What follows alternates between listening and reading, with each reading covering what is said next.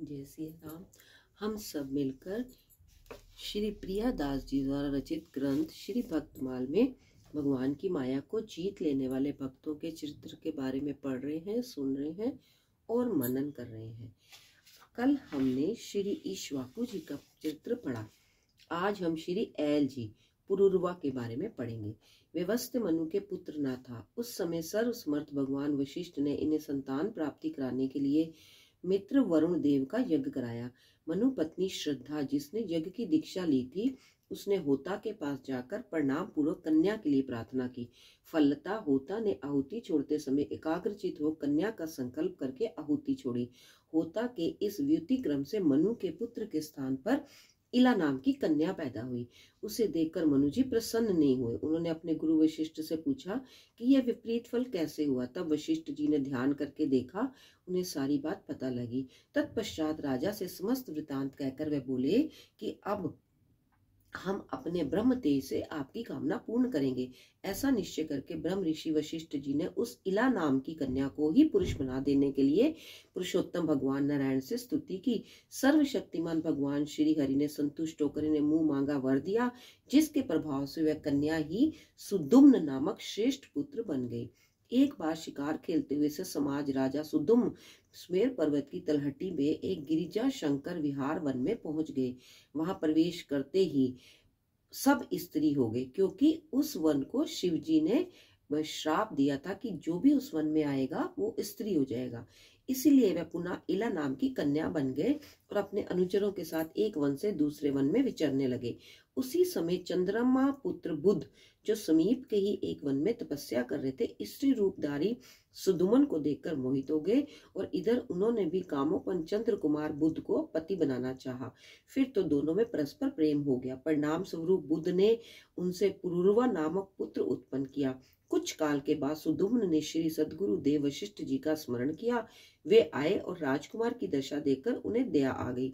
उन्होंने सुदुम्न को पुनः पुरुष बना देने के लिए भगवान शंकर से प्रार्थना की। शिवजी ने अपना शाप वापिस लिया और वशिष्ठ जी की विनय दोनों की रक्षा करते हुए यह वर दिया कि 1 महीने तक पुरुष और 1 महीने तक स्त्री रहेंगे। बुध पुरुष पुरुरवा भी इला के गर्भ से उत्पन्न होने से ऐल कहे जाएंगे। स्वर्ग की सर्वश्रेष्ठ अप्सरा उर्वशी एक दिन इंद्र की सभा में देव ऋषि नारद के मुख से पुरुरवा के रूप, गुण, शील, स्वभाव, शौर्य, वीर, बल, पराक्रम को सुनकर मोहित होकर स्वर्ग से पुरुरवा के पास चली आई। उर्वशी को मृत्यु लोक में जाने का मित्र वरुण का भी श्राप था, अतः उसने पुरुरवा का साथ विवाह करते हुए शाप की अवधि बताने का निश्चय किया। इधर देवांगा उर्वशी को देखकर राजा पुरुरवा भी धैर्य खो बैठे। परिणाम स्वरूप दोनों में स्नेह संबंध हो गया।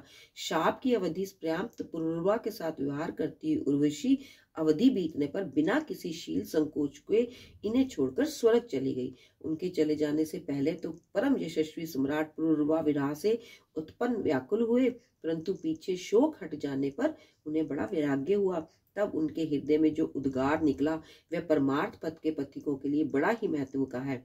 यथा अपने वास्तविक कल्याण को समझने वाले विवेक के पुरुष को चाहिए कि वह स्त्री और स्त्री लंपट पुरुषों का संग ना करे। विषय और इंद्रियों के सहयोग से मन का विकार होता है, अन्यथा विकार का कोई अवसर ही नहीं है। जो वस्तु कभी देखी या सुनी नहीं गई हो उसके लिए मन में विकार नहीं होता। जो लोग विषयों के साथ इंद्रियों का सहयोग नहीं होने देते, उनका मन अपने आप निश्चित होकर शांत हो जाता है। अतः वाणी, मन, क्रम और श्रवण आदि इंद्रियों से स्त्रियों और स्त्री लंपटों का संग कभी नहीं करना चाहिए। मुझ जैसे संसारिक लोगों की तो बात ही क्या है, बड़े बड़े विद्वानों के लिए भी अपनी इंद्रियों और मन विश्वसनीय नहीं है। इस तरह से राजा पुरुरवा ने कहा। राज रजेश्वर पुरुरवा के मन में इस प्रकार का उद्गार उठने लगे। तब उन्होंने उर्वशी का मन से परित्याग कर दिया।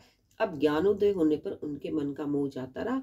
उन्होंने अपने हृदय में आत्मसत्य श्री कृष्ण का साक्षात्कार किया और भाव में स्थित हो गए। महाभारत अनुशासन पर्व में इनका प्रातः स्मरणीय राज ऋषियों के रूप में स्मरण किया जाता है।